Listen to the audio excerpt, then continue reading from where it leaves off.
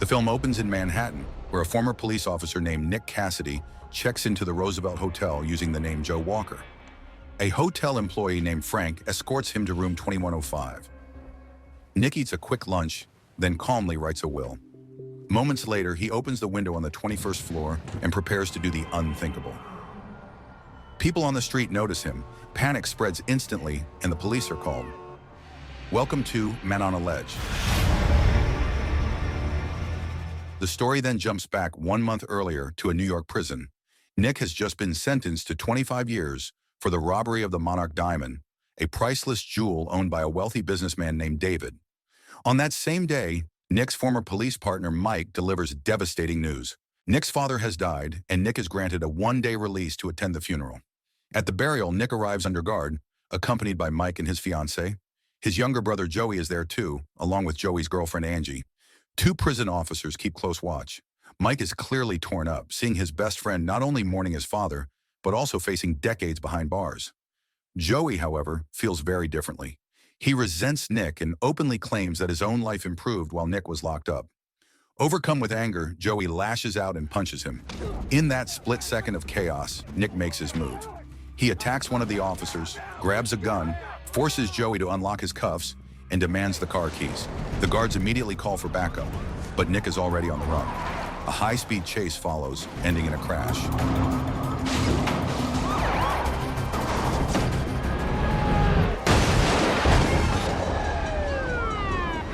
Nick survives without injury, and the wreck gives him the chance he needs to disappear.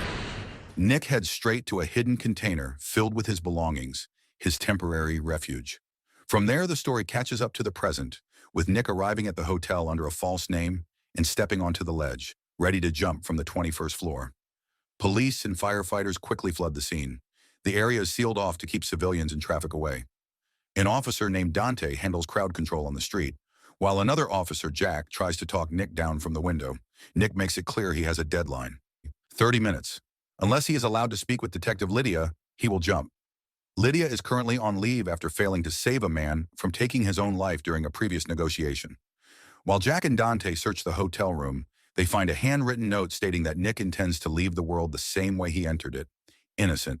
The message makes one thing clear. Nick wants to prove he was never guilty of the crime that destroyed his life. After a long wait, Lydia finally arrives at room 2105. Below, police prepare an inflatable safety cushion in case Nick jumps. Lydia asks Jack for everything they know so far, but there is still no confirmation of Nick's identity. She begins speaking with him, and all Nick offers is a calm certainty that today will change everything, and that he is ready to die. Nick insists on Lydia specifically because of her reputation. Her recent failure made her famous, and that is exactly why he chose her. At the same time, Mike has already figured out that Joe Walker is really Nick. From the shadows, he starts digging into Nick's recent activity by tapping phone calls and tracking credit card transactions linked to both Nick and Joey. Meanwhile, Lydia is shaken by a forensic update. Room 2105 has no fingerprints at all. That alone suggests Nick is hiding something. Still, Lydia keeps her composure and focuses on understanding why he is willing to do the unthinkable without mentioning the missing fingerprints. What Lydia cannot see is the small headset tucked into Nick's left ear, hidden from her angle. Through it, Nick is in constant contact with his brother Joey and Joey's girlfriend Angie.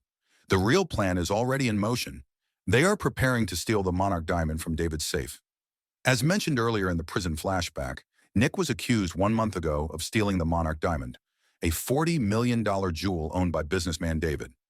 Authorities claimed Nick sold it to an unknown buyer and made it disappear completely. But the truth goes back 2 years. At that time, Nick was assigned to escort David while he was transporting the diamond. During that job, Nick was suddenly attacked by two thugs who worked for David himself, likely corrupt cops. Nick was framed as the thief and turned into the perfect scapegoat. David did this because he was already bankrupt. The Monarch Diamond was his last remaining asset. By framing Nick, David was able to file an insurance claim worth $40 million. In other words, he did not just destroy Nick's life, he also committed massive insurance fraud. To keep his story intact, David insisted the diamond was stolen, even though it was actually still in his possession, hidden inside the safe at his jewelry store across from the Roosevelt Hotel. This is where Joey and Angie come in. They have spent the last year training and studying every detail of the jewelry store. While Nick keeps all eyes on himself with the ledge stunt, Joey and Angie prepare to crack the safe. They enter David's office after the night locks are disabled and the metal gates are lifted. Even then, they still have to deal with the surveillance cameras before moving forward. Back at the hotel, Lydia receives another unsettling update. Police confirm that Nick has no active credit cards, which only deepens the mystery. Combined with the complete lack of fingerprints in the room, the situation feels increasingly staged. Nick continues monitoring Joey and Angie from afar as they finish setting up explosives to break through the roof of the jewelry store. To ensure no one notices the blast, Nick pretends he is about to jump, drawing every ounce of attention toward himself. The explosion goes off exactly as planned. Covered by a large blue curtain and drowned out by the chaos below, no one notices a thing. All eyes remain on Nick. Joey and Angie slip into the building through the air vents and make their way inside David's office. Meanwhile, since police still have not officially confirmed Joe's true identity, Lydia tries to obtain Nick's fingerprints by offering him a cigarette. Her goal is to buy time. Nick plays along, staying on the ledge and keeping Lydia engaged. Their conversation drifts from Lydia's toughest cases as a negotiator to Nick reflecting on the death of his father. Suddenly, everything nearly falls apart. A reckless television news helicopter flies in close to capture better footage. The powerful gusts from its blades almost knock Nick off the ledge, turning the situation from a performance into real danger in an instant. Are you kidding me? Elsewhere, Mike receives information about a secret storage unit registered under Joey's name. This is the same place Nick went right after escaping from his father's funeral. Mike heads there immediately. Inside the storage unit, Mike finds several sensitive police files. Without hesitation, he burns them all. The documents include Nick's records, the real Joe Walker, who turns out to be a police officer, and even files connected to Mike himself. Back at the hotel, Nick keeps the conversation with Lydia going, while quietly guiding Joey and Angie through the next step of their plan. They need to cool down a temperature sensor inside David's jewelry store before it can trigger an alarm.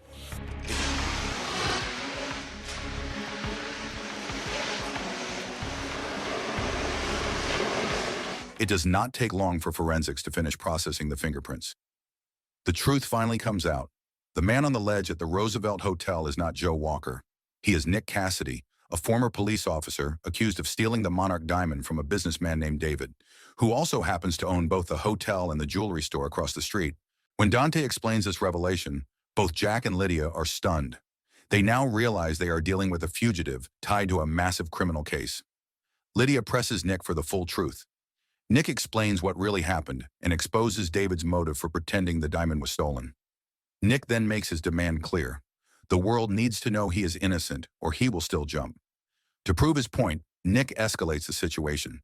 He throws large amounts of cash down to the street, drawing even bigger crowds and buying Joey and Angie more time to finish their mission. At the same time, Dante takes control of the scene. He calls the security guard at David's jewelry store and orders him to open the shop immediately. Moments later, the guard arrives with 3 police officers to inspect the safe. Joey and Angie rush to place a hidden camera above the keypad so they can capture the access code. Just in time, they manage to hide before the guard and officers enter.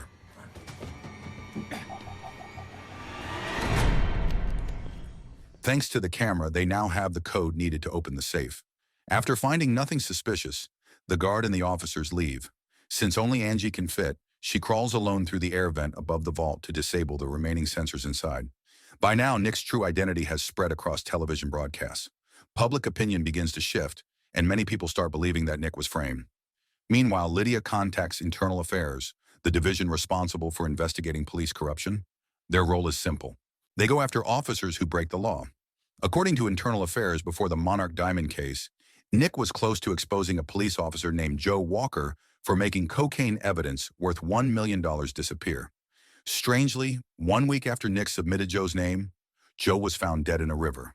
The case was quickly closed and ruled an accident involving alcohol. In reality, it is very likely Joe was murdered to cover up the drug operation. Nick was then framed for the diamond theft by the same people, including corrupt officers tied to that illegal deal. Armed with this information, Lydia questions Dante about the connection between the Monarch Diamond case and Joe Walker's death. Dante ignores her concerns and instead shifts his focus to capturing Nick, ordering a tactical unit to move in. Elsewhere, after burning the police files connected to himself and to Joe, Mike rushes back to the scene to meet Dante. Not long after that, another officer hands over Nick's prison records. Among the documents is a bomb design sketch. Seeing this, Mike immediately heads to room 2005 and shows the file to Lydia and Jack, raising fears that an explosive might be planted somewhere. In reality, the design was only used by Joey and Angie to break through the roof of the jewelry store. Mike also wants to speak directly with Nick, but Lydia stops him, suspecting Mike could be one of the corrupt officers involved in the case. Soon after, Frank, the hotel employee, enters the room and brings Nick some food, assuming he must be starving. At the same time, Angie has reached the vault and is carefully disabling the sensors while Nick guides her through the headset. Thankfully, she succeeds. Claiming that the negotiation has dragged on too long, Dante orders the tactical unit to move in and declares the area must be cleared of officers, including Jack and Lydia. Instead of backing away, Lydia steps out onto the ledge to join Nick. According to procedure, the tactical team cannot advance while a negotiator is still present. To stop them, Lydia takes a huge risk by climbing out the window and approaching Nick, pressing him about whether he planted a bomb nearby. At the same moment, Joey and Angie finally open the vault and search for the Monarch Diamond. To their shock, it is not there.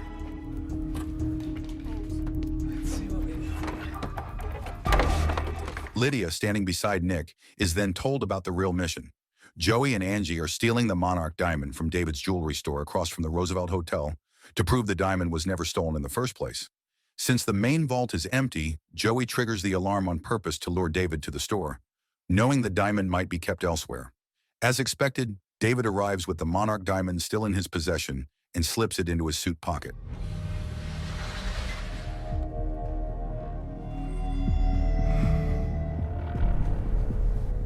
Back in room 2105, Lydia receives a call from Internal Affairs, who are about to name 3 officers involved in the Joe Walker corruption case. Before she can finish the call, Mike forces his way into the room to confront Nick. Even though they were partners and close friends for 5 years, Nick still suspects Mike of working with David. Not long after that, Dante finally gives the order for the tactical unit to arrest Nick. Nick jumps and manages to escape.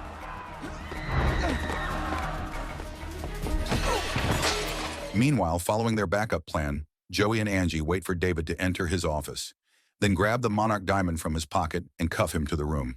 They immediately head to the Roosevelt Hotel, where Joey hands the bag containing the diamond to Frank. It is revealed that Frank has been part of Nick's plan from the very beginning. Unable to chase them while handcuffed, David contacts Dante, who turns out to be another corrupt officer, and demands that Joey and Angie be captured. Dante responds by ordering his uninformed officers to shoot Nick on sight, claiming Nick is carrying a bomb trigger. Dante himself pursues Joey and Angie, manages to catch them, and forces them to reveal where the Monarch Diamond is hidden.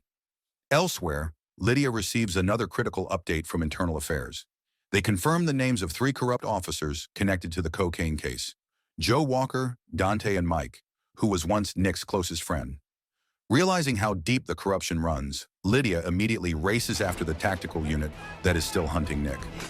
Nick, meanwhile, meets Frank in the hotel kitchen. Frank hands him a jacket with the Monarch Diamond hidden inside the pocket. Nick keeps moving, pushing his way up to the rooftop. Here we are! He is nearly trapped when Dante arrives and quickly twists the situation. Dante orders his men to arrest Lydia, accusing her of helping a suspect. The rest of the team is sent to the 22nd floor to check for a bomb that does not actually exist. It is all a setup so Dante can kill Nick without witnesses. Once the area is cleared, David shows up, dragging Joey with him. He threatens to throw Joey off the building unless Nick hands over the diamond. Completely cornered, Nick has no choice. He reluctantly gives the Monarch Diamond back to David. Satisfied, David walks away, confident and smug, claiming Nick has lost for the second time. Dante then forces Nick into another impossible choice: jump or watch Joey die. Suddenly, Mike appears and shoots at Dante. Mike is hit in the exchange, but his guilt finally catches up to him. Although he helped David fake the diamond theft, Mike never knew Nick was being framed. That realization drives him to turn on Dante. Unfortunately, Dante is wearing body armor and prepares to fire back. Just in time, Lydia breaks free from custody. She reaches the rooftop and shoots Dante, killing him. At the same moment, David reaches the ground below and prepares to leave, still believing he has won. With every piece of the plan now in motion, Nick makes his final move. He has already drawn the public's attention with his stunt and bought time for Joey and Angie to retrieve the diamond. Now he is ready to clear his name for good. Nick leaps from the roof of the Roosevelt Hotel, landing safely on the rescue cushion the police prepared earlier. Nick survives the fall. As the crowd reacts in shock, he ignores them and goes straight after David. Police move in to stop him, but Nick manages to grab the Monarch Diamond straight from David's pocket. With the diamond revealed and still intact, the truth becomes undeniable. All accusations against Nick collapse, and David is finally taken into custody to face justice. After sorting out his prison records, Nick is officially free. He later meets Lydia for a drink at a bar, where they also run into Frank. The final twist is revealed. Frank is Nick's father. He faked his own death and secretly helped Nick escape prison and execute the entire plan. Even Joey punching Nick at the funeral was just an act to help him get away. As for Joey and Angie, after everything Angie did to help pull off the heist, Joey finally proposes to her, bringing the story to a hopeful close. So the moral of the story is, if life frames you for a crime, just fake a suicide. Rob a jewelry store with your brother, expose corrupt cops, and somehow everything will work out perfectly.